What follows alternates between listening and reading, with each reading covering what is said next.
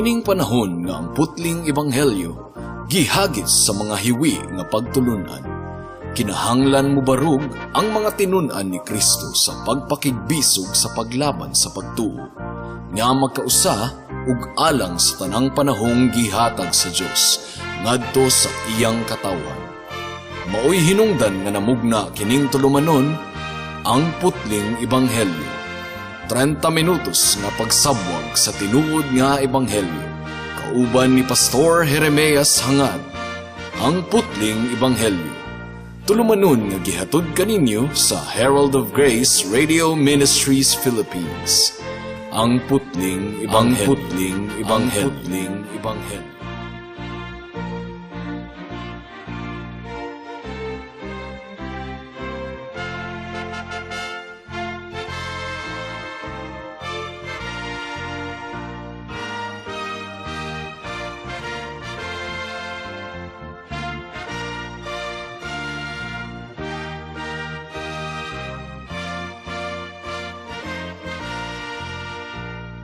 Mayong hapon Unidos, Plaridel, Calamba, Baliangaw, sa Pangdalaga, Rizal, Lupisayna, ug kutob sa tanang gidala sa Ginoo sa pagpaminaw niining atong programa nga giuluhan og ang putling ebanghelyo.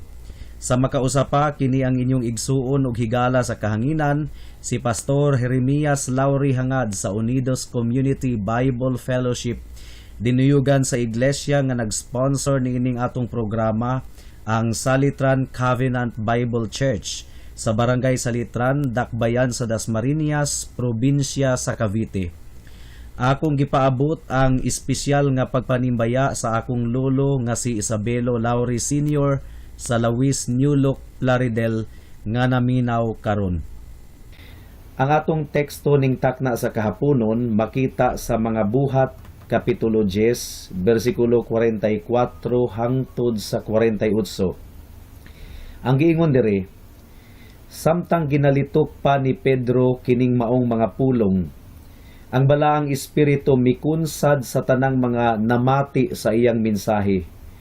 Ang tanang mga tinuli nga mga magtutuo nga mikuyog kang Pedro nahibulong, tungod kay ang gasa sa balaang espiritu gibubo man usab ngadto sa mga hintil. Tungod kay napamatian nila sila nga nagpanglitok og nagkalain-laing pinulungan nga nagabayaw sa Ginoo. Ug si Pedro mitubag, tinuod gayod nga walay makabalibad niining mga tawhana nga mabautismuhan pinaagi sa tubig. Sila nga nakadawat usab sa balaang espiritu sama kanato, di ba? O gimanduan sila ni Pedro nga mabautismuhan sa ngalan ni Hesukristo, ug mihangyo sila kaniya nga magpabilin pa sulod sa pipila ka adlaw. Atong nakatuna ni adtong miaging semana nga ang gilangkuban sa pagmantala sa ebanghelyo ang tibuok kalibutan, tungod kay ang Dios walay pinalabi. Mao kadto ang gipasabot ni Pedro didto sa panimalay ni Cornelius, nga iya lang pong gikutlo gikan sa giingon ni Moises sa basahon sa Deuteronomy, nga ang Dios walay pinalabi. Nagpamatuod kini mga kahigalaan nga ang kaluwasan dili lamang alang sa mga Hudiyo, kundili alang usab sa mga hintil nga maghinulsol sa ilang sala ug musalig sa grasya ni Kristo alang sa kaluwasan. Ato usab nga nakatunan nga ang tumong sa ebanghelyo mao ang kalinaw sa Dios. Pinaagi kang Kristo nga mabatunan sa tanang mutuo ug musalig kaniya. Nagpasabot kini nga walay kalinaw alang sa mga katawhan nga wala kang Kristo. The Bible says, "There is no peace, says the Lord, for the wicked," matud pa ni Propeta Isayas. Nasayran usab nato ni adtong miaging semana nga ang unod sa ebanghelyo mao ang sumusunod. Una, ang tanang gibuhat ni Kristo ni adtong mianhi siya sa kalibutan. Ikaduha, ang kamatayon ni Kristo. Ikatulo, ang pagkabanhaw ni Kristo. Ikaupat, ang pagka-Diyos ni Kristo. Ug ikalima, ang grasya ni Kristo nga naghatag og kaluwasan sa tanang mutuo ug musalig kaniya. Well, ning takna sa kahaponon, ato pagayong palapdon ang pagpasabot mahitungod sa gilangkuban sa pagwali sa ebanghelyo nga mao ang tanang katawhan sa kalibutan ug dili lamang ang mga Hudiyo. Well, adunay duha ka bahin ang atong pagtuon. Una, ang completion o natapos na nga inaugurasyon sa ebanghelyo. Ikaduha, ang musunod nga buluhaton human makabig ang usa ka tawo kang Kristo. Magampo una kita. Dios nga labing gamhanan, gipasidunggan namo ang imong ngalan. Nagtuo kami sa gahom sa imong pulong nga dili kini mobalik kanimo nga walay kapuslanan. Among gipangayo ang bunga sa pagmantala niini ning takna sa kahaponon sa ngalan ni Jesus. Amen. Mudangat na kita sa unang punto, ang natapos na nga inaugurasyon sa ebanghelyo. Ang tibuok nga mensahe sa ebanghelyo nga bag-uhay pa lang nga nadunggan sa mga katawhan nga nagtigom didto sa Pinoy-ana ni Cornelius, gikan sa mga ngabil ni Pedro, wala milabay nga walay kapuslanan. Ug isip pagpamatuod nga ila gayong gidawat ang mensahe sa ebanghelyo ug nga ilang gibutang ang ilang pagsalig kang Hesukristo, isip ilang bugto nga Dios ug manluluwas, ang balaang espiritu matud pa sa atong teksto mikunsad ngadto kanila. Niini nga pamaagi, mga kahigalaan, gipakita sa Dios nga madawat usab sa mga hintil ang susamang mga pribilehiyo nga madawat sa mga Hudiyo ug nga madawat usab nila ang kaluwasan sa susamang paagi nga nadawat kini sa mga Hudiyo, sumala sa nahasulat sa Buhat Kapitulo 2 versikulo 1 hangtod sa 4. Gideklarar sa Dios karon pinaagi sa bag-ong milagro. Unsa man tong milagro ha? Katong pagkunsad sa balaang espiritu sa mga hintil. Gideklarar sa Dios pinaagi ni adtong milagruha nga ang mensahe sa ebanghelyo parihong gitanyag niya ngadto sa mga Hudiyo ug mga hintil. Ug ang pagkunsad sa balaang espiritu ngadto kanila usa ka dayag nga silyo nga tinawag di ay usab sa Dios ang mga hintil. Dili lang ang mga Hudiyo, kundili ang mga hintil usab. Nganuman, tungod kay kung dili pa sila tinawag, dili unta ibubo sa Dios ngadto kanila ang balaang espiritu, susama sa pagbubo niya sa balaang espiritu ngadto sa mga Hudiyo nga magtutuo kang Kristo sa Buhat Kapitulo 2. Atong basahon pag-usab ang versikulo 45. Ang giingon dire, ang tanang mga tinuli nga mga magtutuo, but pasabot, ang tanang mga Hudiyo, tungod kay ang mga Hudiyo lamang ang mga tinuli. Ang tanang mga tinuli nga mga magtutuo, nga mikuyog kang Pedro, nahibulong, tungod kay ang gasa sa balaang espiritu, gibubo man usab ngadto sa mga hintil. So nahibulong sila. Ang pagbubo sa balaang espiritu ug mga gasa ngadto sa mga hintil kinahanglang mupahilom na sa tanang mga mapahitason nga pagbati nga posible pang anaa sa mga Hudiyo nga magtutuo ni adtong panahuna nga sila lang ang pinili nga kaliwat sa Ginoo ug wala nay lain. Well, kung atong i-fast forward ang mga panghitabo, mga kahigalaan, didto sa Council of Jerusalem sa chapter 15, gi-recall ni Pedro ang nahitabo sa panimalay ni Cornelius, isip pagpamatuod nga ang pader nga nag-ulang sa mga Hudiyo ug mga hintil, gipukan na o gipahagba na sa Ginoo. Ang pagkunsad sa balaang espiritu sa mga hintil, usa ka pagpamatuod usab nga ang mga magtutuo lamang ni Kristo ang makadawat sa balaang espiritu. Wala kini madawat sa bisan kinsa na lang nga mga Hudiyo o bisan kinsa na lang nga mga Hintil, kundili sa mga magtotoo lamang, whether Hudiyo or Hintil. So dili na ikatingala kung nganong nahibulong kaayo ang mga Hudiyo nga kauban ni Pedro ni adtong tungura, ni adtong nasaksihan nila nga ang balang espiritu mikunsad usab ngadto sa mga Hintil. Abi nila og alang lang to sa mga Hudiyo. Apil man po di ay ang mga Hintil. Sa basahon sa Genesis, sa karaang tugon, niadtong nakigsaad ang Dios kang Abraham, misaad siya nga pinaagi sa binhi ni Abraham, si Jesus kini, mapanalanginan ang tibuok kalibutan. So, sa Genesis palang daan, mga kahigalaan, gipadayag na sa Ginoo nga dili lamang ang mga Hudiyo ang mahaapil sa plano sa Ginoo sa kaluwasan, kundili tibuok kalibutan gayod. Hinumdumi ninyo ang nahitabo human sa dakong baha sa panahon ni Noe. Pagkahubas sa baha, mikanaog gikan sa arka si Noe, ang iyang asawa, ug ang tulo niya ka mga anak, kauban ang ilang mga asawa.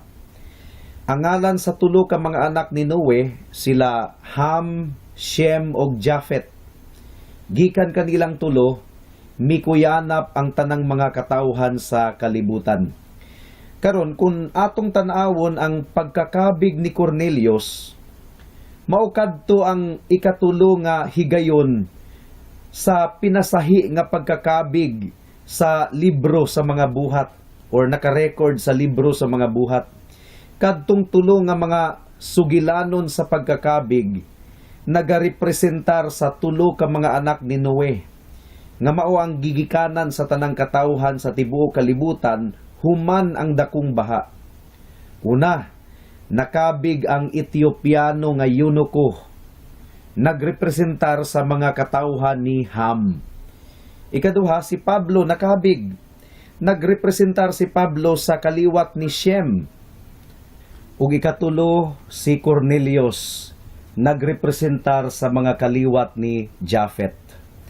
So kung ato gayong hunahunaon, mga kahigalaan, ang pagkakabig ni Cornelius mao ang katapusang inaugurasyon sa mga pagwali sa ebanghelyo sa tibuok kalibutan, because the people of the world are represented by the three sons of Noah. Mga kahigalaan, makalipay kayong hunahunaon nga apil di ay kita nga mga Hintil sa plano sa Dios alang sa kaluwasan. Giula ni Kristo ang iyang hamili nga dugo, dili lamang alang sa mga Hudiyo, kundili alang usab sa tanang katawhan nga nagsalig kaniya, mahudiyo man o mahintil, maamerikano man o ma-Intsik o ma-Pilipino. Ang pangutana, nganong kinahanglan pa man nga mag-anto si Jesus, magpaaga sa iyang dugo, ug mamatay didto sa cross? Gitubag kini sa Hebreohanon kapitulo 9 bersikulo 22, ang giingon dire, kung walay pag-aga sa dugo, walay kapasayloan sa mga sala. Mao nga higala kung nabugatan ikaw sa imong sala, saligi ang dugo ni Jesus nga igo na aron makabaton ikaw og kapasayloan sa tanan nimong mga sala. Mudangat na kita sa ikaduhang punto. Ang automatic nga musunod nga buluhaton human makabig ang usa ka tawo kang Kristo. Usbon ko, ang automatic nga musunod nga buluhaton human makabig ang usa ka tawo kang Kristo. Atong basahon ang bersikulo 47, ang giingon dire, tinuod gayod nga walay makabalibad niining mga tawhana nga mabautismuhan sila pinaagi sa tubig. Sila nga nakadawat usab sa balaang espiritu sama kanato, di ba? Well, akong gihisgutan ganina ang tulo kadakong mga inaugurasyon sa pagwali sa ebanghelyo. Una, ang pagkakabig sa mga Hudiyo sa kapitulo 2, bersikulo 38 hangtod sa 41. Ikaduha, ang pagkakabig sa Etiopiano nga eunuko sa kapitulo 8 bersikulo 36 hangtod sa 39 ug ikatulo ang pagkakabig ni Cornelius sa atong teksto karon sa kapitulo 10 bersikulo 44 hangtod sa 48. Unsa may common sa tulo ka mga inaugurasyon, mga kahigalaan? Ang common sa ilang tulo mao ang water baptism. Usbon ko, ang common sa ilang tulo mao ang water baptism o pagbautismo pinaagi sa tubig. Sumpay na gayud kaayo ang pagkakabig ngadto kang Hesukristo ug ang water baptism dili gyud sila magbulag o pagbautismo pinaagi sa paglubong sa tubig. Pagkahuman gayud dayon sa pagkakabig sa mga Hudiyo, sa Etiopiano nga eunuko ug ni Cornelius ug sa iyang panimalay, gibautismuhan dayon sila. Ngano man mga higala, kini tungod kay ang bag-ong relasyon tali kang Hesukristo ug sa mga magtotoo, kinahanglang adunay publiko nga pakigsaad. Usbon ko, ang bag-ong relasyon tali kang Hesukristo ug sa magtotoo, kinahanglang adunay publiko nga pakigsaad. Remember ang giingon ni Jesus, kung ikaulaw ninyo ako atubangan sa mga katawhan, ikaulaw ko usab kamo atubangan sa akong amahan. Pareho ra gud na sa duha ka managhigugmaay. Magpakasal sila atubangan sa daghang mga tawo, ilang ilitok ang ilang mga panumpa ug panaad sa ilang panaghigugmaay. Karon ingon usab ni ana ang atong relasyon kang Kristo. Dili nato kini ikaulaw. Atubangan sa mga saksi, pinaagi sa pagbautismo sa tubig, atong giproklamar ang atong relasyon sa Dios, pinaagi kang Kristo, ug ang atong pagpailalom sa iyang kabubuton. Ang tawo nga mobalibad sa pagpabautismo, by implication mga kahigalaan, iyang gikaulaw si Kristo nga iyang Dios ug manluluwas. And if that is so, basin og dili gayud siya tinuod nga luwas, nganong wala man siya kasing-kasing nga angkunon sa publiko ang iyang relasyon kang Kristo. Karon, asa gipiyal ni Kristo ang buluhaton sa pagbautismo or kinsa ang valid nga mobaptize? Ang tubag anaa sa Efeso kapitulo 4 bersikulo 4 hangtod sa 6. Ang giingon dire, adunay usa ka lawas ug usa ka espiritu, sama ra nga gitawag kamo ngadto sa usa ka paglaom sa inyong pagkatinawag. Usa ka Dios, usa ka pagtuo, usa ka bautismo, usa ka Ginoo ug amahan sa tanan, nga mao ang labaw sa tanan ug nagdumala sa tanan ug nagauban sa tanan. So una, kining bersikuloha naghisgot nga aduna lamang usa ka lawas, one body. And Ephesians chapter 5 tells us that the church is the body of Christ. Ang iglesia mao ang lawas ni Kristo.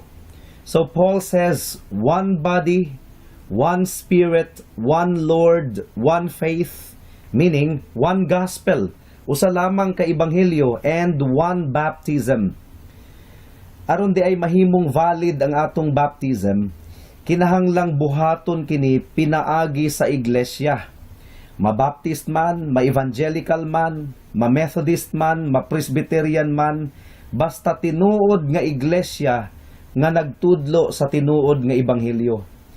Dili tanang grupo mga kahigalaan ang tinuod nga iglesia. Ang tinuod nga iglesia kadto lamang mga grupo nga nagtudlo nga si Kristo lamang ang bugtong Dios ug manluluwas, ug nga ang kaluwasan grasya lamang nga madawat nato pinaagi sa pagtuo kang Kristo.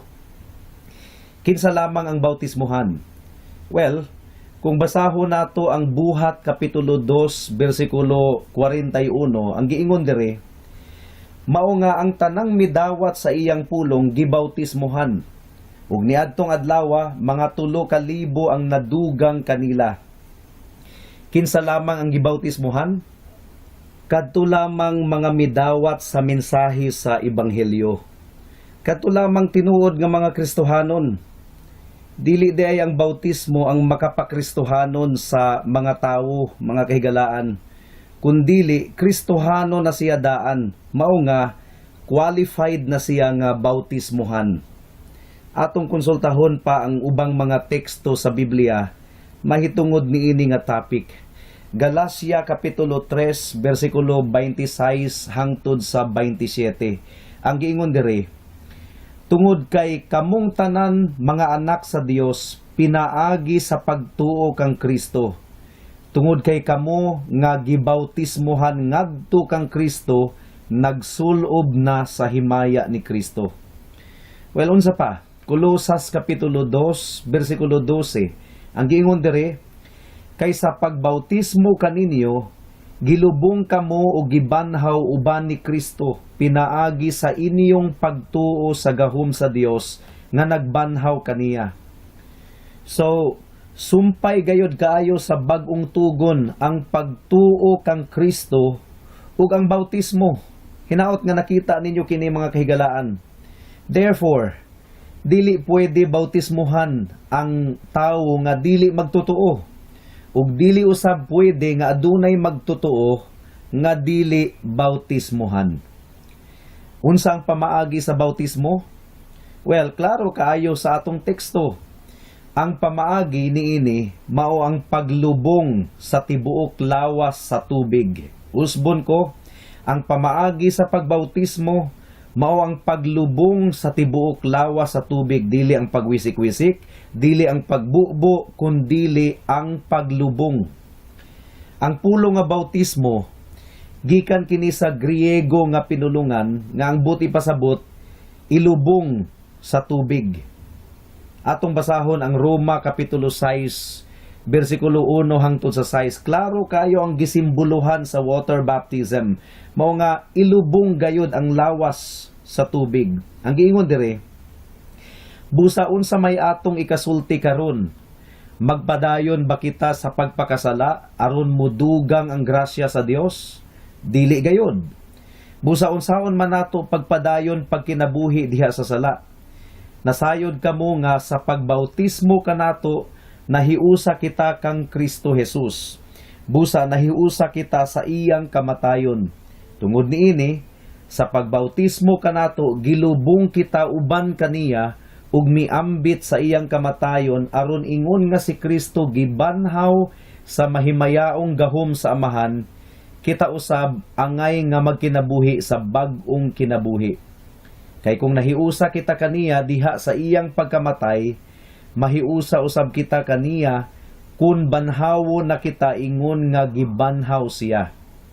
Kay nasayod kita nga ang atong daan ug makasasala nga pagkatawo gilansang na uban ni Kristo aron malaglag kini ug dili na maulipon sa sala.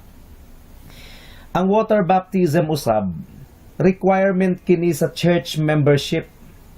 Atong basahon ang Buhat Kapitulo 2 bersikulo 41 hangtod sa 42. Ang giingon dire, daghan kanila ang mituo sa iyang mensahe ug nagpabautismo. Mga 3,000 katawo ang nahidugang sa pundok sa mga magtutuo ni adtong adlaw. Ug mainiton silang mipadayon sa pagpamati sa mga gitudlo sa mga apostoles, sa pagpakigsandurot uban kanila, sa pagpakigsalo, sa pagpangaon ug sa mga pagampo. So klaro kaayo nga ang bautismo miresulta sa pagpakigsandurot sa kaubang mga magtutuo sa sulod sa iglesia. Mao nga ang challenge nako sa mga professing Christians. Kamu nga nag-angkon nga luwas na kamo ug mga magtutuo na kamo ni Kristo, mubarog ba kamo alang kang Kristo? Ang kunon ba ninyo nga kamo iya ng mga linuwas at tubangan sa daghang mga saksi? Gikasal na ba kamo kang Kristo? O hangtod karon ikaulaw pa ninyo siya? Diri na makita ang katag karon kung tinuod bagayod kamo nga nakadawat sa grasya sa kaluwasan, ug tinuod bagayod nga gibag-o na sa Dios ang inyong kasing-kasing. obey this biblical mandate of water baptism. Dili kini ang makaluwas kaninyo mga kahigalaan, walay magic ang tubig. Ang dugo lamang ni Kristo ang makahugas sa inyong mga sala. Mao nga salig lamang sa dugo ni Jesus. Dili ang water baptism ang makaluwas, apan ang tanang niluwas. Sumala sa giingon sa Biblia, mupakasal gayod kang Kristo. Manumpa og manaad sa ilang gugma og relasyon kaniya at tubangan sa daghang mga saksi. Alang sa mga higala nato nga gustong magpabautismo, siguraduha una ninyo kung tinuod na bagayod kamo nga magtutuo kang Kristo. Kung tinuod kamong magtutuo kang Kristo, pangita ang simbahan nga duol sa inyong dapit, ug bisag layo, nga nagbayaw kang Kristo lamang. Express your intention to the pastor for water baptism and church membership. Feel free to text me mga kahigalaan, aron magiyahan mo nako kung unsa ang mga ilhanan sa tinuod nga church. Kay basin og kulto dayon ang inyong mapuntahan na makalilisang kaayo. Hangtod din hilang kita taman sa atong pagtuon karong takna tungod kay wala na kitay oras pa. Sa makausap pa, giimbitar ko kamo sa pagtambong sa atong panimbahon ugmang adlaw, adlawng Domingo, adlaw nga igpapahulay alas 2 sa hapon sa panimalay ni Winstro hangad sa Unidos. Daghang salamat.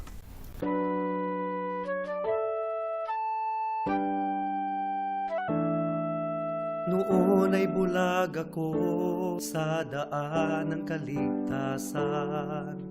Tulad ng marami, nakatuon ako sa sarili. Mabait naman at matulungin at walang kapwang inabuso. Kung kaya't ang tiwala ko, malamang ligtas ako.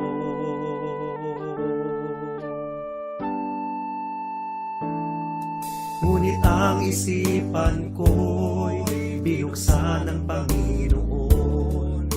Bigat ng kasalanan ko'y pinakita niya sa akin.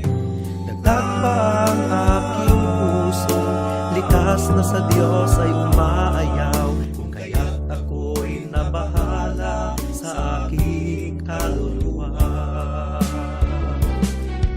Ano nga bang batayan ng katubusan at kaligtasan ng isang katulad kong makasalanan? Ngayon ay batid ko na ako'y walang magagawa upang ituwid ang aking kaluluwa. Sa harapan ng Diyos, ako'y tumawag kay Jesus at nagtiwala ng lubos sa Kanyang kapatawaran at awang puspos. Siya lang ang manunubos pagkat siya'y namatay sa krus. Dahil sa aking kasalanan, ang sumpa sa Kanya'y binuhos.